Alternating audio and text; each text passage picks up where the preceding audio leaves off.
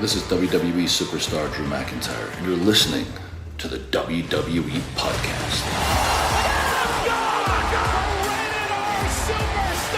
The champ is the one that everybody wants, me. It's going to WrestleMania. Claymore! Austin 316 says I just whipped your ass.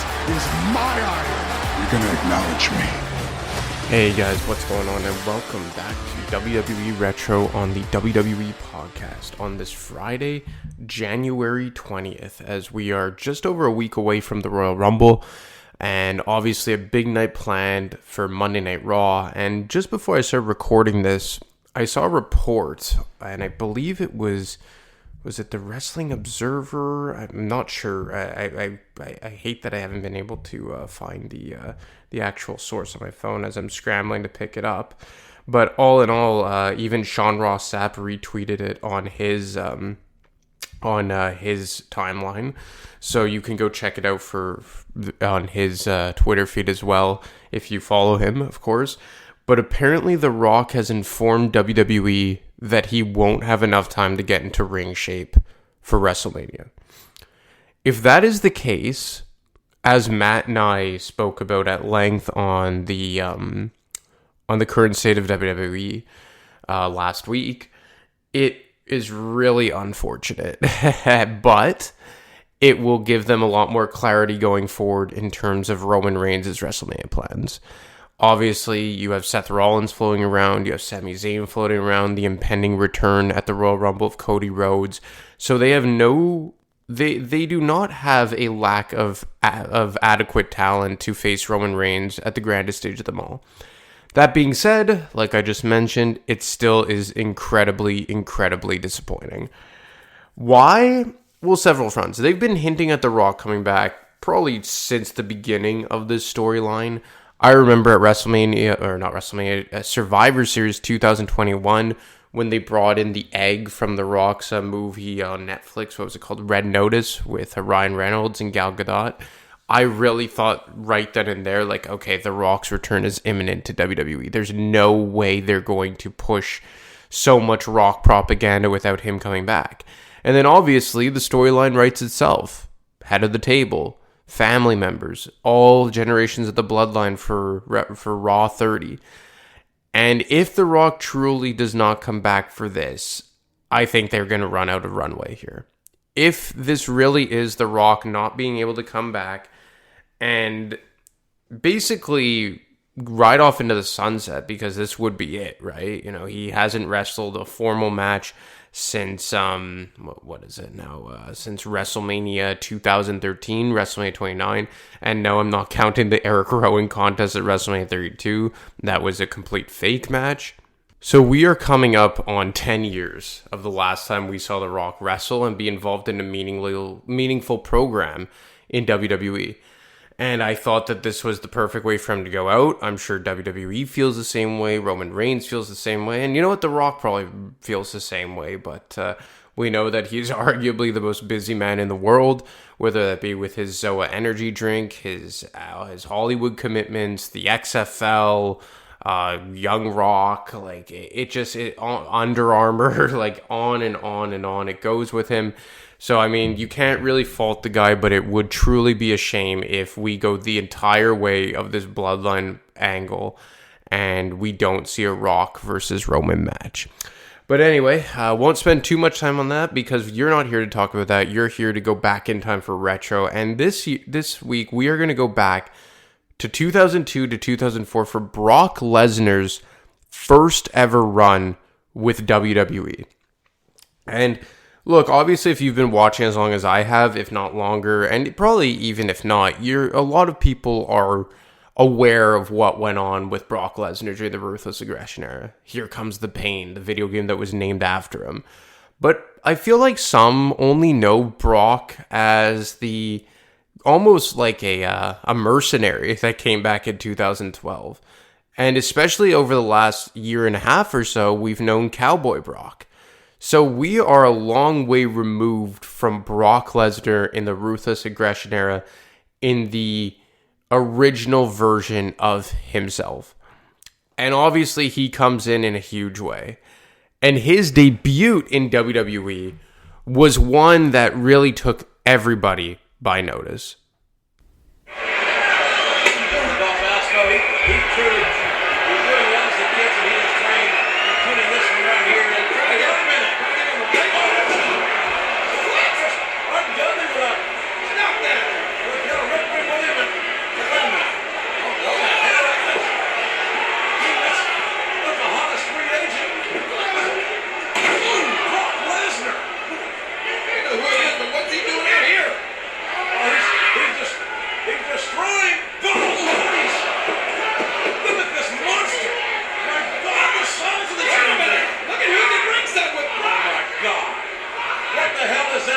Doing here? Paul Heyman at ringside, he's been fired. He doesn't work for this company any longer. What is he doing out here? You don't think? Instructions. Did you see that? I'm trying to hurt the run in this hardcore matchup. Drink. Scary strength of the spine has been broken in half. And that hideous Heyman. What is he even doing here? Did he buy a ticket? What? He's sitting out. What does this mean?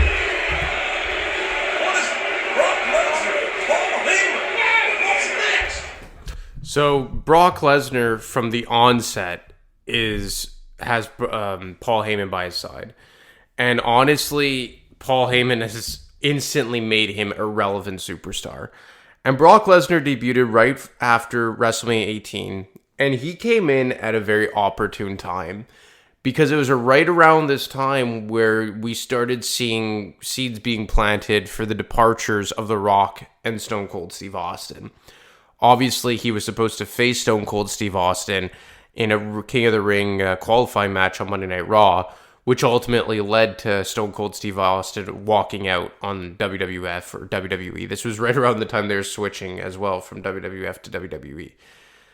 And then, of course, at SummerSlam 2002, we get Brock Lesnar challenging The Rock for the WWE Championship. The undisputed title, I may add, as it was called back then.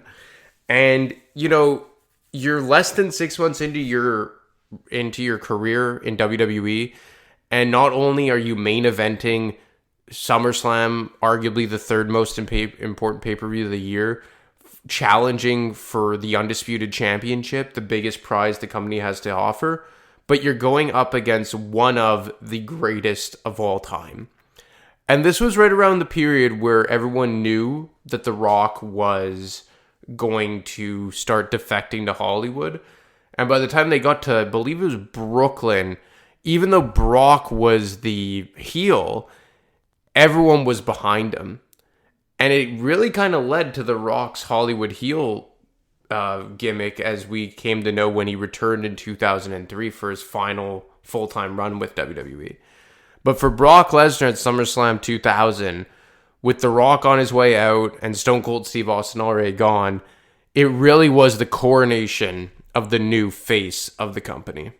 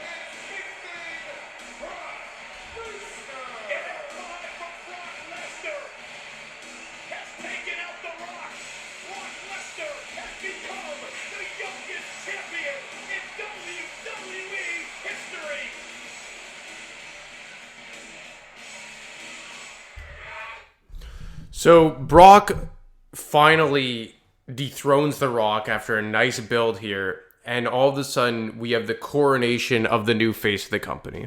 And that's literally what this was. Is Brock Lesnar took the baton from The Rock and kind of Stone Cold Steve Austin and was now the face. And he quickly became exclusive to the SmackDown brand under then General Manager Stephanie McMahon. I wonder if you guys remember that. Stephanie McMahon as the SmackDown GM. And then Raw brought back the World Heavyweight Championship, i.e. the WCW Championship, and Triple H became the man on that show. But Brock Lesnar going to SmackDown, we really saw him go up against a lot of the legacy stars as opposed to Monday Night Raw. Monday Night Raw was not even the legacy show, or SmackDown was more the legacy show because you had Brock Lesnar there, who was a new guy, but you had Kurt Angle, you had Chris Benoit, you had Eddie Guerrero, you had The Big Show, you had The Undertaker. On Raw, you had Triple H and HBK, Kane, I guess you could throw in there, but then you had a lot of up-and-comers, let's say like Randy Orton and Batista. But you did also have a lot of the mid-card guys like Jericho and Christian, but I really felt a lot of the legacy main eventers were over on SmackDown. And that left a lot of talent for Brock to work with.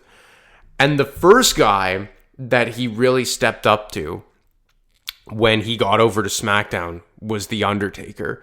And it was the first main event program he had while being exclusive to the SmackDown brand. A program that culminated at Hell in a Cell, inside Hell in a Cell, easy enough for me to say. Let me restart that. That culminated inside Hell in a Cell and No Mercy 2002. And you could make the case that defeating Hulk Hogan was Brock Lesnar's coronation as the top guy. You can make the case that winning the championship from The Rock was was his coronation as the new top guy. But his match inside Hell in a Cell against The Undertaker could also be justified as his coronation as WWE's top guy.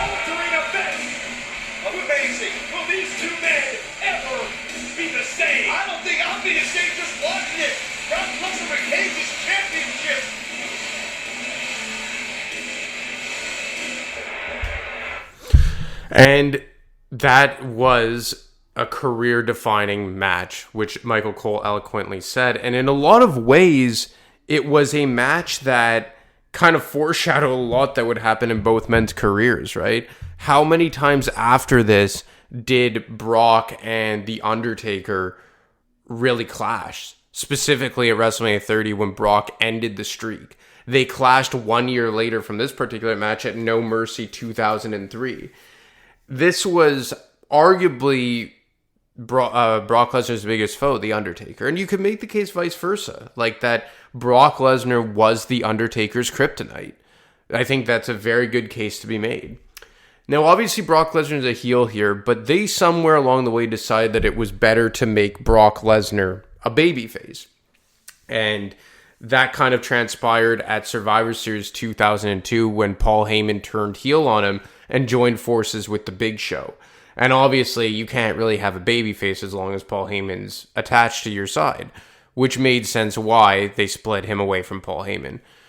They make Brock Lesnar as a babyface. Paul Heyman eventually aligns himself with Kurt Angle, and Kurt Angle was the guy who would dethrone The Big Show for the WWE Championship at Armageddon 2002, which made sense, right? Like, I mean, Big Show, for as much as, I guess, respected a worker he is, and for as big of a role he played in the Attitude and Ruthless Aggression and even PG era, he never really was fitted as the top guy. And fun fact, this was the last time that Big Show would hold the WWE Championship. He would win other world titles, like the ECW and World Heavyweight, but this was the last time he would hold the WWE. Two-time WWE Champion, if I'm not mistaken. So Kurt Angle, now the heel champion, the heel WWE Champion on SmackDown. And we start getting build a slow build for him and Brock Lesnar. And going into the Royal Rumble, the stipulation is that Big Show and Brock Lesnar would have a match to open the show, and the winner would get the last available spot into the Royal Rumble. Obviously, predictably, Brock Lesnar wins and cashes his check into the Royal Rumble match. Now, obviously, we always say in wrestling, it sometimes is fun to have unpredictability, but this was a case, as Matt always says, where predictability often is just the right choice.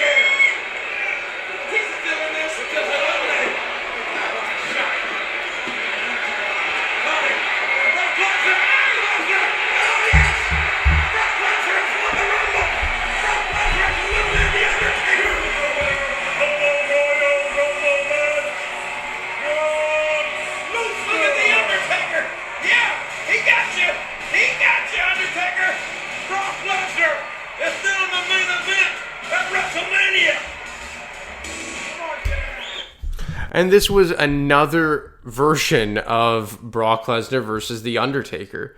Undertaker is the last man that Brock Lesnar eliminates to cash his way into the main event of WrestleMania 19. WrestleMania 19 comes around, and this is probably the most underrated WrestleMania of all time, personally. You have two mega main events. On one side, you have the third installment of Rock versus Austin, and the final match of Stone Cold Steve Austin's career, as we thought then. Obviously, his last match as of now is against Kevin Owens last year, but in terms of himself as a full-time competitor, this was his retirement match. And you have Brock Lesnar challenging Kurt Angle for the WWE Championship. And Kurt Angle goes in as the heel champion. Brock Lesnar comes in as the babyface up-and-comer, which is weird to say because he had already won the WWE Championship at this point, and he had already had wins against The Rock and Hogan and Undertaker under his belt at this point. But it really was a huge deal when Brock Lesnar got to that main event and just had an amazing contest with Kurt Angle. And even though there was a huge botch to end the match, one that could have severely injured Brock Lesnar, it was another another possibility, I should say, or option of what could have been his crowning moment as the top guy in WWE.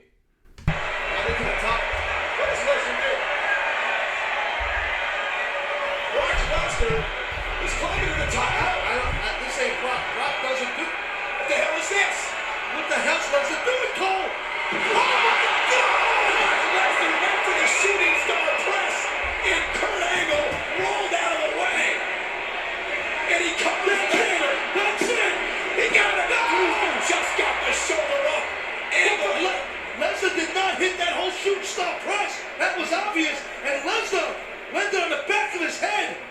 That's 290 pounds coming down on your neck. Kurt Angle rolled out of the way. He saw the shooting star press coming. Oh, man. He took advantage with a pinfall. Crash and burn. Kicked out of. Rock, crash and burn. You got to give him an equal weapon. Who's the stomach section? This should be the third F5 pole. And the third F5 connects. A third F5 connects. If Brock could pop, if he's got the energy to pop him, here's the cut. 1, 2, we have a new champion.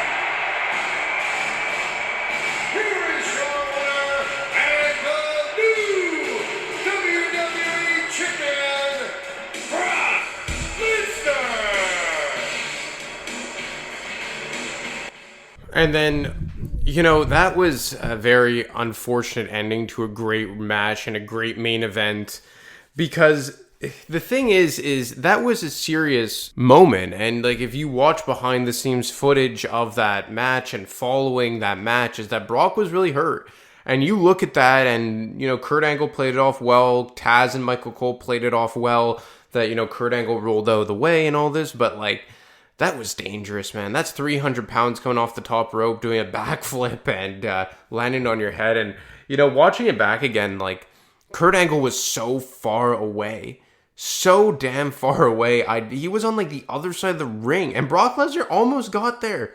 He almost got there. I never understood why Kurt Angle was so damn far away, or why maybe Brock went to the wrong turnbuckle, but he was clearly rattled after that, but does become a 2-time WWE champion and is once again at the top of the mountain. And Kurt Angle would go away for a couple months, because he was actually hurt going into this match, and I remember him talking about, I believe it was on Austin's podcast, that he maybe couldn't have even gone for this. There was a possibility that they were going to have to take the strap off of him and would have had to pivot in terms of what the main event was going to be because of a real-life injury to Kurt Angle. But he got through it and then took some time away. Brock Lesnar, now the babyface champion, and he kind of rekindles a rivalry with the Big Show, which brings us to a specific night on SmackDown in June, where you had one of the more historic and iconic moments in SmackDown history. Big Show taking Lesnar. I don't know what he's doing. Big Show doing here. Big Show with that hand wrapped around the neck of Lesnar, but tough to break that grip when you hit the tall beat out. Where the hell is Big Show going? Ladies and gentlemen, Big Show ain't no cruiserweight. He's 500 pounds. Where the hell is he going? Oh, look at that. Brock Lesnar desperately. Big Show got caught up on the top turnbuckle. Big Show's in a land where he doesn't roll on those ropes. And Brock Lesnar looks to take advantage. Oh, here comes Brock now. Here comes Brock. The champion. Oh, whoa. Wait a minute. No. Oh, my God. No. Lesnar close to the back. No, freaking leg. Is he setting Big Show up? Superplex. No, he can't do it. That's 500-pound superplex. Brock Lesnar in the top rope. Top rope. A 500-pound superplex. Oh, my God. What the hell? The ring just imploded. And obviously, we saw this happen several times since then with Brock Lesnar. Sorry, not Brock Lesnar. With the Big Show and Mark Henry, with the Big Show and Braun Strowman. But this was the original version of the ring collapse we had ever seen, which made it really cool, really iconic moment. Just overall, a really, really fun and historic thing for Brock Lesnar to be a part of. And another part of his reign that was so iconic during the Ruthless Aggression era. Then we have Brock Lesnar turn heel over the summer, align himself with kind of a heel Vince McMahon. Surprising. You have a heel general manager Paul Heyman, who is now also back on the side of Brock Lesnar. And Kurt Angle comes back, and they start their rivalry again. But this time the roles are reversed. And you have Brock Lesnar against Kurt Angle, but Angle's the babyface, Brock is the heel champion. And we get to a night on SmackDown where the two would face off in an Iron Man match. A match that I think in a lot of ways was a microcosm of that era of SmackDown and just how important the rivalry meant to each of these two men. Brock right now is just Brock Lesnar with the title in hand. Brock Lesnar a bit overbearing there, acting like a bully to the ring crew. And now with that title in hand. Now the true colors of Brock Lesnar are coming out in this crucial point of the matchup. Kurt Angle has got to be knocked out cold. Lesnar in complete control. Now Brock Lesnar going to the referee, disrespecting Brian Hebner, tossing him across the ring to count the 1, 2, 3 here. So we have another fall here. There's one, there's two. But it's a damn shame that Brock Lesnar's now up 4-2. Owner of this fall by pin, Brock Lesnar.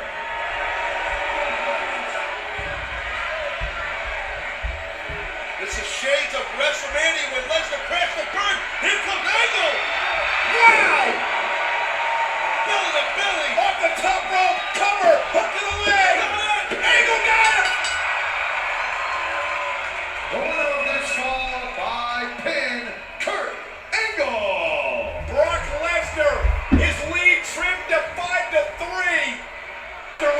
the ring, and the challenger wants to run from the champion with 2 minutes to go. Brock Lesnar wants to be the rabbit and run from the champion, Kurt Angle. Angle's got to get Lesnar back in the ring. Angle locked on the outside. Brock Lesnar gets some of his own medicine here, but Angle's got to get Lesnar back in the ring. A minute 40 and counting. The time is running out for Angle. Lesnar back in the ring. Kurt Angle quickly on the attack, and again Lesnar rolls out. Again Lesnar running from the champion Angle. Off the steel steps. Head first goes Brock Lesnar. Frustrating for Kurt Angle that Lesnar is ahead, and Lesnar keeps ducking and running, trying to get out of the way here. But Kurt is all over Brock. And Kurt Angle, German suplex, locked in, minute 12 to go. Angle needs to tie this thing to send it to overtime. Another German, possibly. Another German suplex. Hands locked around the waist. The challenger Lesnar in trouble. We are less than a minute away from Angle losing his title. Unless he can tie this thing. Kurt's got to go for a cover here. We'll hook a submission. 50 seconds. Kurt Angle, the champion, desperate now. Another German suplex. Can Brock Lesnar hold on to this thing, or can Kurt Angle put it away? How many more suplexes are we going to see by Angle here? Lesnar grabbing the referee out of desperation. And a low blow! A damn low blow! 30 seconds to go! Lesnar tactics may win him the title! Not pretty tactics, not fair tactics by Lesnar! But wow, they were effective though, Cole! But Lesnar made a mistake! Lesnar made a mistake! The Angle locked in! Kurt Angle, desperate time for the champion!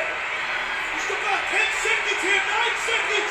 Angle locks in! It's Brock in a tap! Will Lesnar tap out? Will Lesnar tap out? 3, 2, is he gonna tap? Damn it! Damn it! Time is run out on Kurt Angle! So just like that, you have Kurt Angle lose his championship as he ends up losing 5-4 to Brock Lesnar, as Kurt Angle was the guy coming in to this match as the champion. And Brock Lesnar becomes a 3-time WWE champion and is once again atop the SmackDown world. He would hold this title through Survivor Series, retain it against Hardcore Holly at the Royal Rumble in 2004, all the way until No Way Out 2004. And even though this was approaching the end of Brock Lesnar's run with WWE, his initial run, and even though it wasn't him winning, I would argue that this particular moment was the most historic and iconic of Brock's entire first run, and you can make the case of his entire career.